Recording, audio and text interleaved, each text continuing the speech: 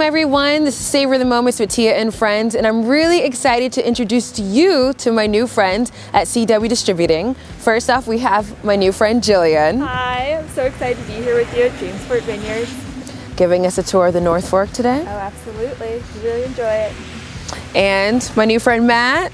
Yeah, we're here, Jamesport Vineyard. Start off your North Fork extravaganza today. Best, bringing it in.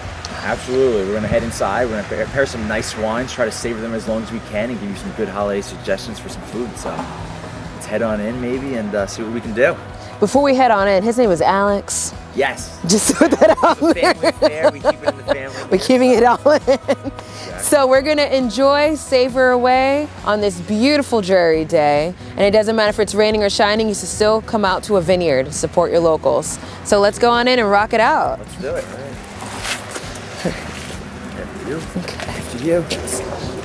Hello, hello. So welcome to Jamesport Vineyard. I'd like to introduce you to the owner, Ron Gerler. Hey, Nice pleasure to to meet you meet guys. Thanks for you. coming out today. Enjoy yourselves here at Jamesport Vineyard. We got a wonderful place for you guys to enjoy.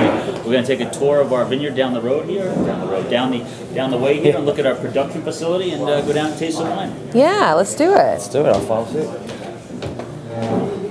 Lead the way. It's all about the wine. It's all about the wine. Wow. Yeah, this is the production area at Jamesport Vineyards. This is where we actually ferment red and white wines during different times of the year. We can process about 100 tons a year through the building, which equals around 4,000 cases. Wow. So once again, depending on the weather, that's what really dictates how the harvest is going to be and what's in the particular tanks here. But these are red fermenters currently that we have just about emptied all of them. We have one tank here that still has some Petit Verdot sitting in it. It is the last grape to come in, and so we let it ferment and macerate for about a month, and then we'll be pressing. So it'll be the actual last one to be pressed this year, which is exciting because the harvest was a long harvest, and so it's always nice to have the last one finally get out of the tanks and into the barrels. Where we do the aging process. Now this room, I'm loving it. It's very like rustic. Well, the barn dates back to the 1850s. It is an old barn that was out here on the North Fork, and so Milford T. Benjamin was the family that was here, and so we did a lot to try to preserve that so that the barn would stay in its natural state, which presents some challenges over the year. But the nice thing is that with an old barn like this, it has the character of really what the North Fork is all about. Now, do you have any like harvest events when it's harvest season? Like, do you guys have something where everyone Well, harvest comes is a very in, busy or? time of the year, obviously, Okay. between the vineyards and plus all the people that want to come out here to the North Fork. So we do get quite a few visitors that do come out and see us, and so the challenge is obviously making that all happen. But we do some really nice things with wine tastings and having people come through and do tours in the winery itself.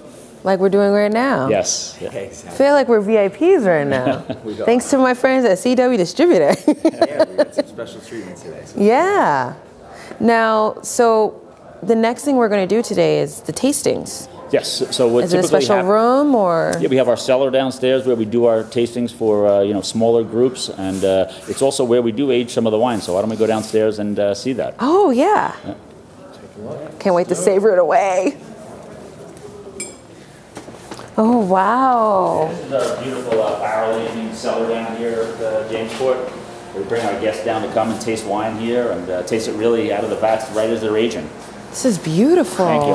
Thank you. This is, like I say, the building dates back about 150 years, but this was an old potato storage cellar down here that was kept down here, and so we decided to turn it into this where guests could really enjoy the full experience with tasting wine right out of the barrels. Wow. I'd love to have you guys taste some of the wine right out of the barrels too. Can we do it today? Yes. Woo! This is going to be exciting. Oh, exactly. See, it's wine time. Yeah, we brought down a number of them, obviously, from Jamesport Vineyard, from their brand new labels to their new East End labels. We'll be tasting them, Cab Franc and a Riesling. I'm sure you go to technique. There's actually really a traditional technique too for the actual ink design on the labels. The Japanese, where they roll the fish and they actually get those prints right on the rice paper there and create that look to it. So it's kind of neat. But it represents the East End. There's the squid that come in here this time, different times of the year, the fluke that are out here. We just found out about that the other day. Yeah, we're the local squids. Yeah. That's the nice thing about this area. It's a maritime climate, so you get really a lot of things that grow well here, especially the seafood that's out here, and then the combination with the wines and the fish and the natural things that are in the farming community out here. See, what I love what you're doing, Ron, is you're marrying it all. what Long Island's all about. Well, thank the you. fishing I community. think that's the whole thing. When you have a region that's emerging, that's finding the balance between the wine, between the food, and that's what's really been neat for me over the last 35 years, just to see that change that has taken place with the new restaurants and the chefs and things that have come out here to take the wines and the food and pair them together. Yeah. Jamesport, what inspired you to start this vineyard? Well, my father came out here in 1980. He had always been coming out here in the summer as a kid and being a part of the North Fork. But really in 1980, my mother and father came out here, bought a piece of land in Cutchogue, which is where our main farm and vineyard is located. Wow. And from that, they bought here in 1985 in Jamesport. And as they say, the rest is history. We've been building the brand for the last 35 years here. Wow. That's beautiful. Yeah, they just took a chance. They took a chance, not knowing we were not farmers, we were not in the wine business, and we learned how to grow grapes and how to make wine, which is, it's not as easy as it seems. There's a lot of challenges. But the nice thing about it out here is that maritime climate. So we do get the cooler breezes in the summertime that moderate the heat. And we also have in the wintertime the warmer bodies of water around here because of the Gulf Stream that comes up here, and so we never freeze, and so that's critical that the ground doesn't really ever freeze because the vines will obviously die at that point. So the water is what regulates the temperature, whether it's the summertime temperatures or the wintertime temperatures. So that's a benefit of having a vineyard on the North Fork. And you get the beautiful maritime breezes and the salt air, and so there's not too many places in the world like Long Island where we're surrounded by water at 3 different locations. We have the Long Island Sound, the Peconic Bay, and the Atlantic. So all those influence in different ways depending on where the vineyards are grown. So. But how did everyone meet? Yeah, it's actually a small world in general. We came out here, my family moved out from the middle of the island 15 years ago. We never really thought that we'd be a part of the wine world per se. We Italian and Russian, so we always did have a bottle of red on the table for dinners and whatnot. But that was my extent of wine knowledge until we really dived into it about probably 7 years ago now, 2012 and 13 we started a little bit, and we knew that the North Fork of Long Island was something special in general, with the climate, with the people that live here, with the very budding and new age, the vineyards basically. So Jamesport Vineyard, we're happy to say that they were one of the first actually local vineyard that we decided to start distributing. Wow. That Ron allowed us to start distributing. Yeah. Like you said, he's been growing a brand for 30 years, 35 years, and we were happy to put it underneath our roof and start really pushing these brands further west, getting people more notable with these wines for New York City and just further west, and maybe one day wholesale. But right now, it seems that everybody loves to come out here, is to visit. The East End is getting more and more well known for the wines, and you'll be seeing that transfer over further west. So. Well, and what I love about wine, there's a personality to each bottle, but also there's a personality to each vineyard. That's true. Wine is a living beverage, and so that's the beauty of it. Is it takes somebody to grow it, it takes somebody to make it, and more importantly, it takes somebody to consume it. So there's this living thing that goes on all the time with it, and it brings people together. And I tell people that all the time, that we meet under all different circumstances, but when people come here, we're meeting under the fact that they want to know about us and they want to know about the wine and how it's made and how we produce it. And I think that's the connection, the emotional connection about it. But it's been around for thousands of years, wine. Definitely. And it always brings people together. It's all about being together, especially in the holidays. Small world too. None of us really came from wine. I dragged my brother out from Wall Street. He was a trade floor analyst at one point in time, 10 years ago. For Bank of Montreal. Jillian graduated school. She just runs all our numbers, full accounting department now. She actually was one of the weekend managers at Sparkling Point. So she was very, probably the most knowledgeable about wine coming into this. And I came from medical sales, and I just happened to fall into the love for the wine country out here. So. And Ron, once upon a time, I guess, right? Parents decided to buy a vineyard. I was 17 years old when I came out here. We didn't really know a lot about farming or making wine. We knew how to make it, but we didn't really know all the ins and outs of it. That it took to make great wine. It's easy to make wine. To make great wines, it's more challenging because of the weather and the varieties and the placement of the vines and what happens over the 30 years and the next generation that gets involved and how they perceive it and stuff. And so I have that next generation coming on board, and so that's always how much do they want to take it on and go with it. I think that's a beautiful thing that you're able to continue the pathway that your father started and continue to grow as a family business.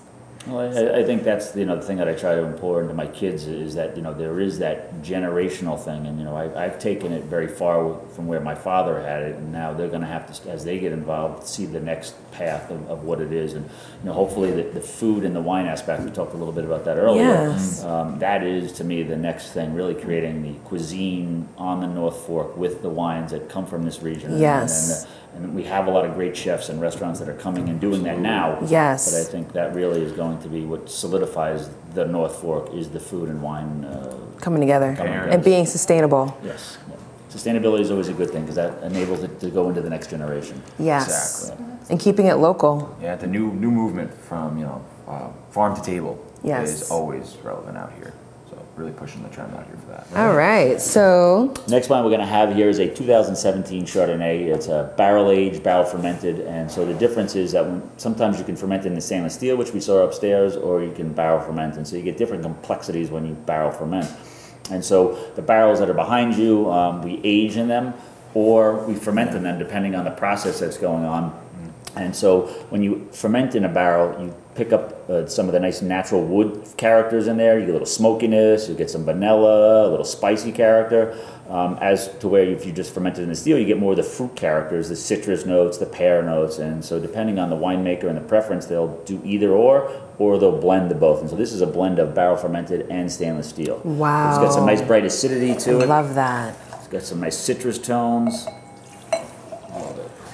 I'm a new Chard drinker too. So And Chardonnay is the from- most widely planted grape in the world. It is a variety that people tend to love, and I think a lot of it's because they can pronounce it. It's easy to pronounce, but it grows so many different places in the world, and it's basically a blank canvas in terms of how you make it taste and what the way you want it to taste. A lot of people are leaning more towards stainless today. And there's been this resurgence with the barrel fermented, barrel aged, but sometimes a lot of people just want the fresh fruit, and so you'll see a lot of that in France and Burgundy and those particular parts of the world. I will say Great drinking water. your Chardonnay does have a personality to it because at our event that we were so honored Yeah. that he sponsored it, it was during the film festival, and my client, she was like, she's all about Jamesport. Like, she loves it, and it was just, I kept pouring. She's like, Tia, give me some more Chardonnay, give me some more. I was like, okay, because she really enjoyed it. I think that's the hard part about winemaking is that you can say I really like buttery Chardonnays, but does the fruit lend itself to making that? And I think that's the challenge that we always face when making wine is that we want to emulate certain things, but does it really lend to the quality of, depending on the weather of that particular year? And a lot of people tend to overdo the wine sometimes with too much oak, and I think you lose the balance of the natural acidity as well as the fruit in the wine by putting too much oak. Oak is a component. Yes. It's not the actual flavor. I mean, you can make it the flavor component, but it really can overpower sometimes. And it's funny you're saying that because a lot of people, when they think of Chardonnay, they think it's very oaky and That's buttery. typical for like California Chardonnays that used to run the world. Buttery, oaky, still does a little bit in the West, but it's good that you can educate people and saying this is how it is supposed to taste. Well, like this is what you the should one see. thing we've always done here is try to emulate regions around the world that we enjoy, drinking those wines. And Chablis, is where they ferment in stainless steel or concrete, and then they do very little barrel aging, and so you get more of that fruit flavor there. And that's really what we try to emulate is things that we like, but also we have to find the balance between the public and what they're trying to do and the markets that are changing all the time. So with you though, it's vine to tap. yes, well, Vine to Tap is another little thing that we've been working on for about 7 years where although popular about 30, 40 years ago, actually wine on tap or draft wine. In the last 7 years, we've really been making a valiant effort to push that. Just all around, simplest way to serve the product at a restaurant, the freshest quality, you don't have to worry about oxidation, how long a bottle's been open. Jamesport Vineyard has really grasped the concept. They actually have 2 of their own as well, wines on tap. They do a red blend and a white blend called Farmhouse Red, Farmhouse White. But that just goes along with sustainability. It's basically, it's a screw cap cork debate of 10 years ago. So you'll be seeing that filter in more and more into the market. But yeah, the tap wine is the fastest growing trend in the U.S. for like the last 5 years. You'll be surprised how many restaurants have that. And we just got spoiled with that, so we hopped right on it. We have 55 different varietals on tap. already. Oh, whoa. From around the world, including local, but we import. We do a lot, and yeah, it's quickly spreading. You'll see almost every local North Fork vineyard has wine on tap now. There's probably, I would say, 80% of them. And coming from zero, I would say 10 years ago. So it is a movement that's really coming fast. So. And do you think that movement helps out with the sustainability aspect of the wine culture? I think these guys can speak better to it, but obviously, from an economical standpoint, in terms of consumer and the bottle and the amount of time, and it goes directly from the tank into the keg into the market, so it's a lot faster. Corks will never disappear, though. Yeah, you're never going to lose that. Yeah. Never. It's a stigma. I'm a cork drinker. Personally, if I'm at a table, I do like to pull a cork from a bottle. Yeah. It's just the way it is. But that being said, we do have Michelin star restaurants that serve plenty of our wine on tap. Oh, wow. So it's a stigma, but it's coming around. And I should say that the consumer, is what's coming around more so. Okay, because they're being educated a little bit more. They related tap wine to cheap, which we like to exclude that word from my vocabulary in the wine world in general, because inexpensive is the better word for it, because wine does not have to be expensive to be good. Oh, so that's for sure. Have you ever done a blind wine tasting? Yes, I love it, because you get you trick yourself. You'll be surprised. We got to do that next time. We got to do a blind wine tasting. Yeah. This would pair very well with the porgy. Yeah, the nice thing about porgies, you can throw them whole on the grill and stuff, which a lot of us do out here. You don't want to take the time of cleaning them. Yeah, we'll keep going. What I love too is the fact that everyone on this table has a passion for wine, but you're coming into the passion with different aspects, like for you, with numbers and accounting and just knowing the research with everything. And with you, listen, I just make sure everything runs. I can tell you're like, it's a business. Let's go. Inventory's there. People get paid. Suppliers get paid. Everyone, there's many links in the chain. Yeah, and it's interesting too. Go ahead. Yeah, it's not easy. There's planning inventory. There's marketing your wines. There's designing sales plans that are marketed towards on-premise and off-premise, which are restaurants and liquor stores. Everything, there's a different angle for everything. Our wine on tap side of our business is an ounce rate driven. It's effectively getting wines out there at a certain price that people can serve a quality wine like Ron's Farmhouse Red Blends at a restaurant for an $8 glass. Whereas if it was coming out of a bottle, calculating for waste and how people are going to order it, it would be a $12 glass. So it's just putting it's putting the glass pours where they need to be, how people want to receive them. But exactly. Yeah, I mean, listen, it takes an army to get this done the right way. Yes, and a takes good at least team. 4 of us here to get it done. It's also a movement. And North Fork as a whole, like a lot of people, local vineyards will think that they're in competition almost with each other, where it's almost the opposite, where each vineyard will only help each other. Complementing each other. Exactly. As you move west, people know the North Fork for the wine region. Very rarely, well, once they get comfortable, they'll know individual vineyards, but they come out here knowing that it's a wine region destination. They can go and plan visits and come for the fall and hang out with family, plenty of bed and breakfasts, and there's plenty to do out here. So the whole region as a whole actually got its first. I think the North Fork got its own designation just last year. Well, no, the AVA has been around since the 1985. Oh, it has. So the AVA is the American Viticultural Area, and so any prominent region will always have an AVA. And in Europe, it's slightly different, but here in the United States, AVA represents that particular geographic location. And in order to be recognized, you have to have data that proves that what that is and the varieties and the acreage and things that are there. And so it's important to have that AVA. Very similar to Europe and how they classify, the DOCG or the DOCs, and so that's for us. That is the symbol of that 85% or 100% is North Fork of Long Island when it says that on the label. Right. Just keeping it local. Exactly, keeping it local. Yep. I love that. We're small enough that we'll probably be able to do that, and so in terms of size of the amount of acres that are planted here, there's only 3,000 acres planted here, and there's 50 producers, and so it is a nice tight-knit family of people out here that have been here for a long time. Do you guys collaborate a lot with one think another? like all businesses, we have different business models, Okay. but for the most part, we're here for the same goal, and it's to produce high-quality whites and reds, and I think that's always, the thing that helps each other drive and get better is you know, when we do have challenges, is that we do work together to get through those challenges. I love in terms that. of the region. Yep. I love that. Absolutely. Hands helping hands. Yes, Where it has to yes. go. And it's not because it's the holiday season that you're helping each other out. You're helping each other out year round. No, it's a year-round. Yeah. It is a year-round commitment. Yeah. When you decide to get into the wine business, it is year-round. It never used to be that way because a lot of us came out here on the weekends and would do the work and then go back. But once the business really started, then it's year-round. Wow. Yeah, it's crazy. I mean, each vintage, wine is really an art form. It's a consumable art form. What makes wine rare and expensive, not necessarily, again, that it's phenomenal, it's that every year, let's say this particular wine, they only make in a certain amount of cases. So in 10 years from now, when there's only 10 cases left, you can never reproduce that wine ever again. Because it, like Ron was saying, it comes in weather, it comes in winds, it comes in everything for the year. So, People. yeah, Yeah. exactly. Sounds unique. Yeah. Exactly. In its own way. Absolutely. Like, ready to try the next one? Oh, yeah. Let's drink some reds. Yeah. Right. I knew you were going to say that. That's it.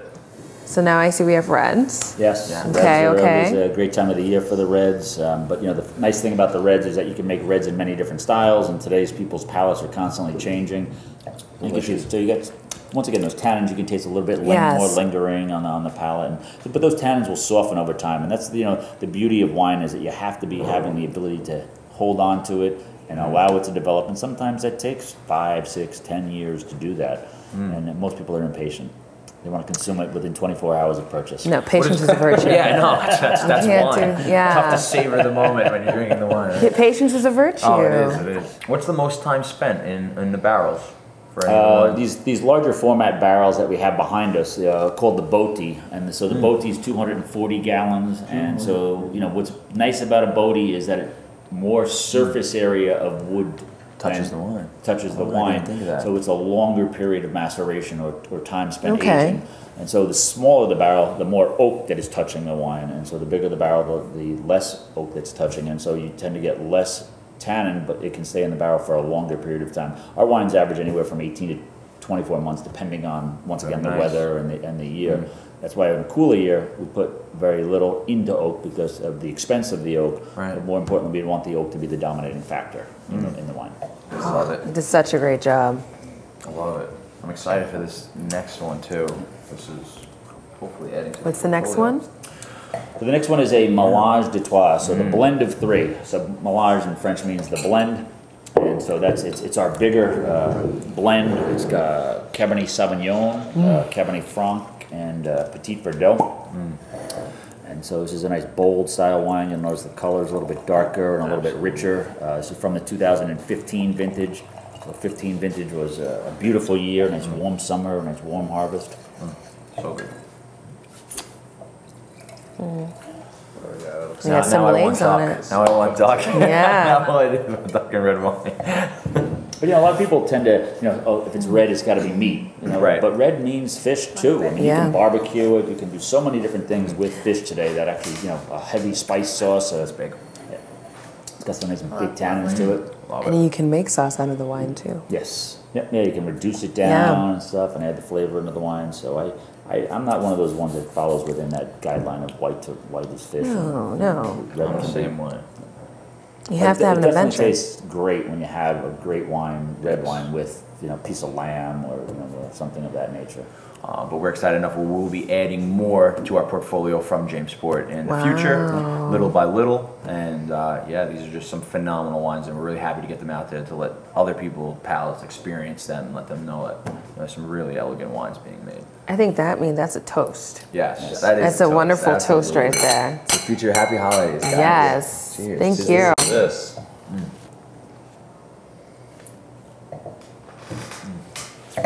And I like the legs on it too. The legs? Yeah. Yeah. That's it. Nice legs. Yeah.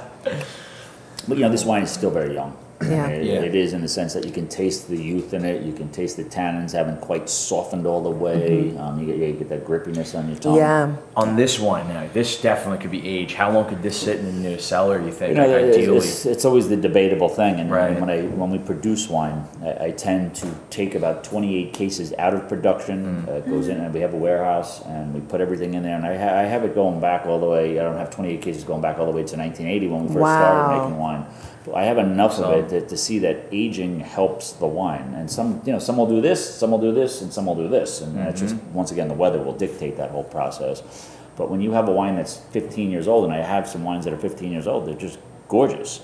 It's us that have to be patient enough to hold that. And so those library wines, as they're called, are really what we do library tastings down here in the winter. And we bring a local cheese guy in here to pair the cheeses with the older wines, because the older wines can sometimes, they're not as youthful and not as so bright and stuff. And so you tend to have a little bit more of an age to them. And so by pairing cheese with them, you can actually make them come alive a little bit more, because cheese is lactic acid. Yes. And so that lactic-y thing you can play with. And that's that's why I say white and red doesn't always mix when it comes to meat. Cheese really is a big thing too in taste. Definitely. Tasting, absolutely. And there's nothing that goes better. Salty meats, wine, and cheese. I love cheese. That's me reminiscing. That's just. No, that's my wife's favorite thing: a baguette, cheese, and a piece of fruit. Fruits are great too. Jam, the fig jam. Fig jams. You got all of that. The pastes and things, the quince paste. Oh, and things that all really go in there. Yep. Have me a hello. You had me at wine. Had me a wine. Ain't that the truth? Well, I'm really happy that you gave us a tour and an opportunity here. And before we leave, I definitely want to dive into one of these barrels. And yes, okay. Let's open one up. So you can, let's open one up. That's why I'm looking around. I'm like, you're talking away. I'm listening, but at the same time, I hear my name out of one of the barrels. That's a fun experience. I'm glad we'll be able to do that. Yeah. That's something special. All right, so what we have here, this is what they call a botti, which is 240 gallons. What's unique about the botti is you get more surface area to wine to wood, and so you don't get a lot of the wood character, and so it can sit in the barrel longer. It has these nice thick staves. The barrel will last about 20 years, and so you get a different style of wood in the wine. And the nice thing about this really is that these barrels will last 25 years, as where a traditional barrel will last 6 to 8 years, and then we have to move on with them. But these barrels are made to last a long period of time. And so this is Greene, which is a northern Italian variety. There's nobody that makes this here on Long Island, so we're working with the vineyard producer to buy the fruit and to be able to make the wine. So it's kind of, would you like to put your glass right here? I would love that. Yep. Am I doing it? Yep. So you're one of the first people to taste this. Not too many people taste it. But it's this dark, rich color. It's got some nice medium tannins. What I really like about the Greene is the color, but more importantly, how it works with Cabernet Franc. We talked about Cabernet Franc earlier, and I think that it's just, you see how nice and soft and velvety it is. I'm so jealous right now. I'll share. Sure. You got to share the wealth. Oh, savor it. Perfect. There you go. You can see it has that dark, beautiful color. And so when we're making wine, we're always looking for varieties that have color and tannin and body. But there's 250 different types of vinifera varieties. And so pick one. Which variety works well here on Long Island? We know Cabernet Franc. We know Merlot. But this is Greene. And so we've actually got a planting of Cabernet Greene going in next year. So it's going to be one of the second plantings going in out here on Long Island. So very excited about that. It's wine education, Wine 101. Thank you for coming out. Thank you for the invitation. Yes. And thank you. No, absolutely. CW Distributing. I finished my glasses. I know. Yeah, I know. No, this is awesome. This That's why great. we love working with Jamesport Vineyard, though. Obviously, I can feel everybody it. can see the passion. It's true passion. We get to do the easy part and just sell the passion. So. Yeah. It's good. Well, thank you again. And we look forward to coming back and maybe savoring some great dishes along with the wine. Springtime when everything starts to bud That would be great. And we'll get to show everyone that as well.